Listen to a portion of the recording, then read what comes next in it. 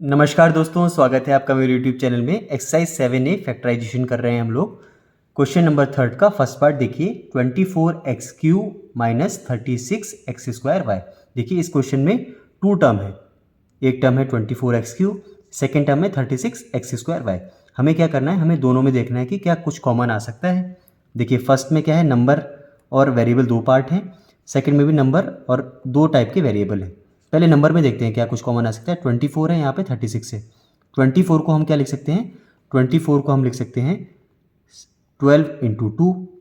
36 को क्या लिख सकते हैं, 36 को हम लिख सकते हैं 12 इंटू 3। नंबर में तो देखिए 12 यहाँ पर भी आ जा रहा है, 12 यहाँ पर भी आ रहा है, 12 आ गया कॉमन। ठीक है, वेरिएबल पार्ट में देखते हैं। यहाँ देखिए x की एक ही टर्म है, तो x की ही जो पावर है वो कॉमन आएगी। यहाँ x³ है, यहाँ x² है। x³ में x² होगा ही होगा, x² का x के साथ मल्टीप्लाई करेंगे तब तो x³ आएगा। यहाँ पर x² है तो x² भी कॉमन आ गया। ठीक है, y की टर्म यहाँ पर नहीं है, y की टर्म यहाँ पर है, तो इसलिए सिर्फ 12x² ही कॉमन आएगा। अब देखते हैं, इसे लिखते हैं ब्रैकेट में। यहाँ पर फर्स्ट टर्म में देखिए 12 का 2 के साथ मल्टीप्लाई करेंगे तो 24 आएगा। फिर वेरिएबल में देखिए x³ है, हमने x² बाहर ले रखा है, x² का x के साथ मल्टीप्लाई करेंगे तो x³ आएगा। ये तो हो गया फर्स्ट टर्म की बात खत्म, माइनस का साइन लगाया बीच में। अब देखिए 36 है, 12 का 3 के साथ मल्टीप्लाई करने पे 36 आ रहा था और नंबर तो आ गया 3। x² पूरा का पूरा ये बाहर आ चुका है कॉमन में, y की एक टर्म है, y आ गया यहाँ पर। तो इसका फैक्टराइजेशन क्या आया, 12x² multiply by 2x minus 3y। ठीक है, ये थर्ड के फर्स्ट पार्ट का आंसर आ गया। सेकेंड पार्ट देखते हैं। सेकेंड पार्ट है 10x³ माइनस 15x²। अब नंबर में देखिए 10 को हम क्या लिख सकते हैं, देखिए 10 को लिख सकते हैं 5 इंटू 2। 15 को क्या लिख सकते हैं, 15 को लिख सकते हैं 5 इंटू 3। देखिए 5 यहाँ पर है, 5 यहाँ पर है, नंबर में तो कॉमन आ गया 5। ठीक है, यहाँ पर x³ की टर्म है, यहाँ पर x² की टर्म है। x³ कैसे आता है, जब x² का x के साथ मल्टीप्लाई होता है, x² तो यहाँ पर है ही है, तो x² भी आ गया दोनों में कॉमन। अब 5x² हमने इसमें से दोनों टर्म में से कॉमन ले लिया। 5 को कितने से मल्टीप्लाई करें कि 10 आए, 5 को 2 से मल्टीप्लाई करते हैं तो 10 आ गया। ये तो हुई नंबर की बात। अब वेरिएबल पार्ट में देखते हैं, x² को किस से मल्टीप्लाई करें कि x³ आए, x² का जब x के साथ मल्टीप्लाई होगा तो x³ आएगा। फर्स्ट टर्म यहाँ पर खत्म। ठीक है, बीच में नेगेटिव का साइन है, नेगेटिव का साइन लगाया। 5 को 3 के साथ मल्टीप्लाई करेंगे तो 15 आएगा, 3 आ गया यहाँ पर। x² तो पूरे का पूरा बाहर है ही, ये आ गया, हमने कर दिया इसका फैक्टराइजेशन, ये आ गया 5x² into 2x minus 3, second part का आंसर। ठीक है, थर्ड पार्ट देखते हैं। थर्ड पार्ट है 36x³ माइनस 60x²y3z। देखिए 36 को हम क्या लिख सकते हैं, 36 को हम लिख सकते हैं 12 इंटू 3। 60 है नंबर यहाँ पर, 60 को हम लिख सकते हैं 12 इंटू 5। ये काम हमें ना रफ एरिया में करना है। ठीक है, ये तो ही नंबर की बात। नंबर में देखिए क्या कॉमन आ रहा है, 12 कॉमन आ रहा है ना, 12 ही लिख दिया यहाँ पर हमने। ठीक है, अब वेरिएबल पार्ट में देखते हैं। यहाँ पर देखिए x³ लिखा है, x की टर्म को देख लेते हैं पहले। यहाँ x³ है, यहाँ पर सेकेंड टर्म में x² है। x³ और x² दोनों में से क्या कॉमन आ जाएगा, x² कॉमन आ जाएगा, x² ले लिया हमने कॉमन। अब देखिए y की टर्म यहाँ पर है, y³ यहाँ लिखा है, y और y³ दोनों में क्या कॉमन आएगा, लीस्ट टर्म कौन सा है y का, y कॉमन आ जाएगा। यहाँ देखिए z की टर्म है, यहाँ z की कोई टर्म है ही नहीं, सिर्फ इतना ही कॉमन आएगा। ठीक है, अब इसे लिखेंगे, ब्रैकेट लगाएंगे यहाँ पर। ठीक है, ब्रैकेट का मतलब क्या होता है, मल्टीप्लाई करना। 12 का किस से मल्टीप्लाई करें कि 36 आए, 12 का 3 से मल्टीप्लाई करने पे 36 आएगा। अब वेरिएबल पार्ट देखिए, x² का किस से मल्टीप्लाई करें कि x³ आए, x² को x से मल्टीप्लाई करना पड़ेगा तभी x³ आएगा। y ऐसे कैसे पूरा कॉमन में बाहर है। फर्स्ट टर्म हमारी यहाँ कंप्लीट हो गई, बीच में माइनस का साइन है, माइनस का साइन लगाते हैं। 12 को किस से मल्टीप्लाई करें कि 60 आ जाएगा, 12 को 5 से मल्टीप्लाई करते हैं 60 आ जाएगा। यहाँ x² है, x² तो ऐसे कैसे ही पूरा बाहर कॉमन है। ठीक है, y की टर्म देखिए, यहाँ y³ है, यहाँ y है बाहर। y को किस से मल्टीप्लाई करें कि y³ आ जाए, y को हमें y² से मल्टीप्लाई करना पड़ेगा। z देखिए, यहाँ पर बाहर z की कोई टर्म है नहीं, तो z ऐसे कैसे ही आ जाएगा। ये हमने कर दिया factorisation, 12x² y into 3x minus 5y² z। Third part का ये आ गया आंसर। नेक्स्ट क्वेश्चन देखते हैं। क्वेश्चन नंबर 4 देखिए, फर्स्ट पार्ट है 9x³ minus 6x² plus 12x। देखिए इससे पहले के जितने भी 3 क्वेश्चंस थे ना, उसमें ओनली 2 टर्म्स थी और हम देख रहे थे कि उन 2 टर्म्स में कुछ कॉमन आ रहा है कि नहीं।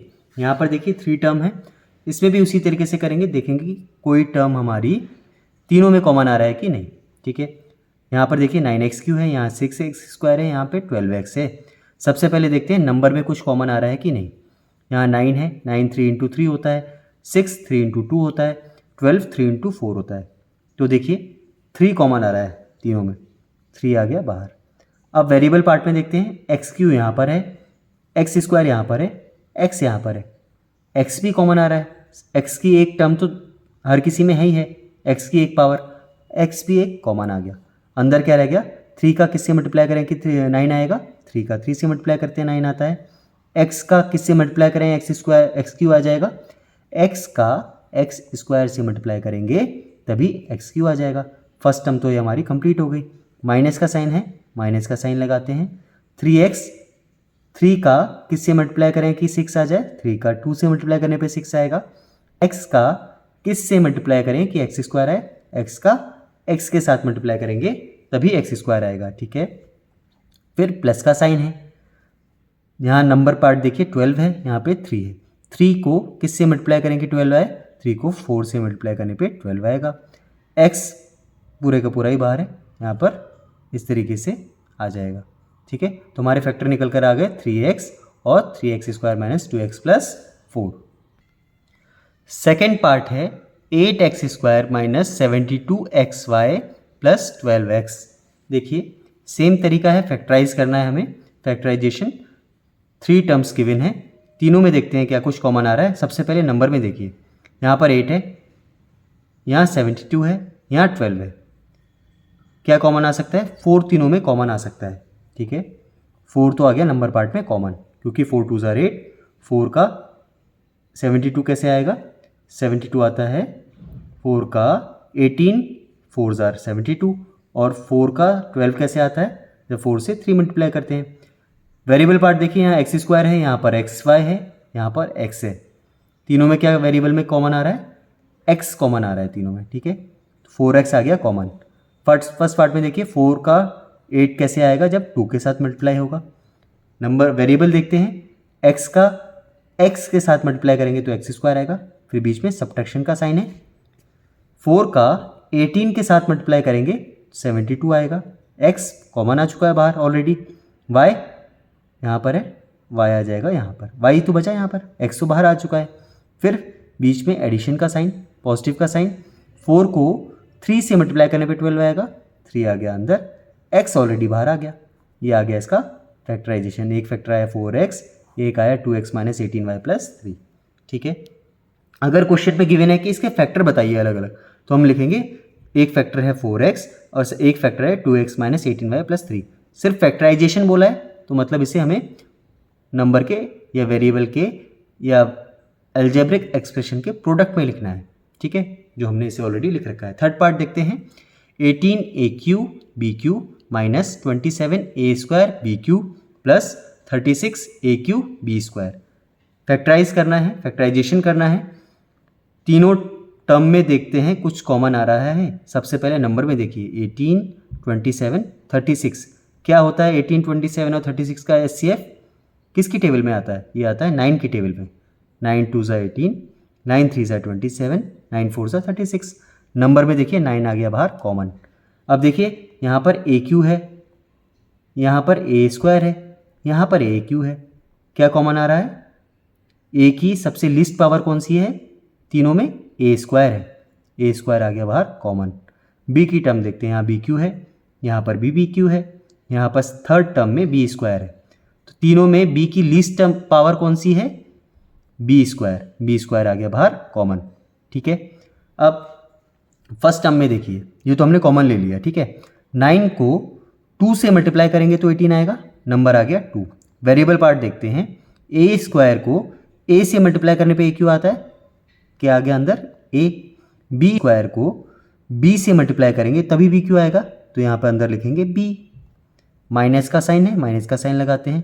9 को 3 से जब मल्टीप्लाई करते हैं तभी 27 आएगा, तो अंदर नंबर आ गया 3।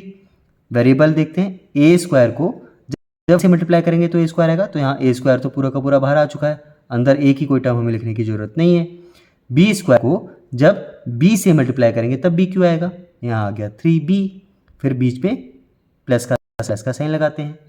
9 को 4 से मल्टीप्लाई करेंगे तो 36 आता है ना, 4 लिख दिया।